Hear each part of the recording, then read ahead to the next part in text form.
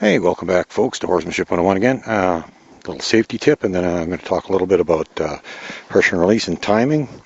Yet again, I saw another picture posted with a comment about a girl was leading her horse and things spooked and pulled the lead out of her hand, and she got horrible rope burn and even had a piece of flesh ripped right off one finger. So made me want to talk about this because I've heard of this happening many times, and I've gotten rope burn myself. So I don't go near a horse without gloves on. Now these ones are actually lined before the cooler weather we got here, but in the summertime, even when it's hot out, just a single layer, what they call roping gloves, range in price anywhere from $5 to $20.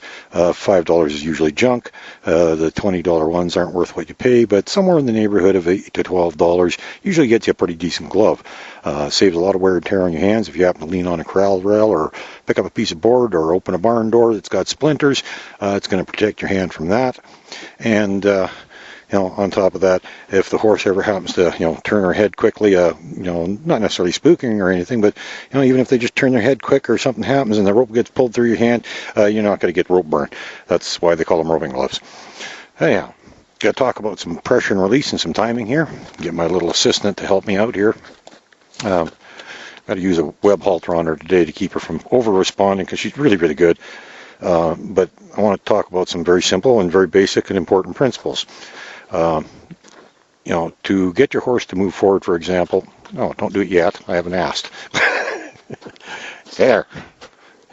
To get your horse to move forward, just take a little slack out of the lead. As soon as the slack comes out of the lead, she takes a step forward. I don't continue to move my hand. I don't keep pulling her. Now, if I want her to move again, I'll take the slack out of the lead.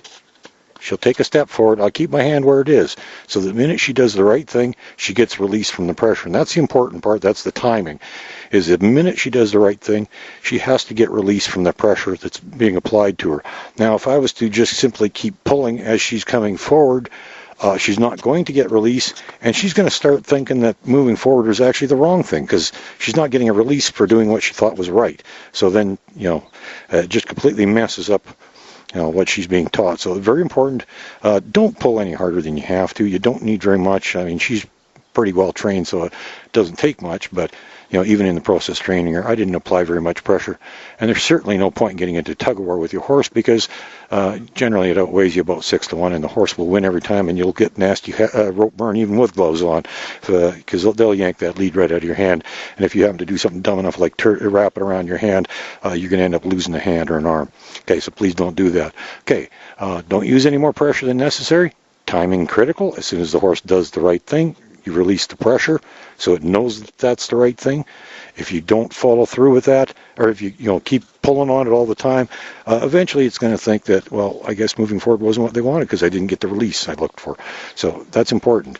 Pressure and release. The pressure is when you pull. The release is when it goes slack, and the timing is critical. Don't keep following through.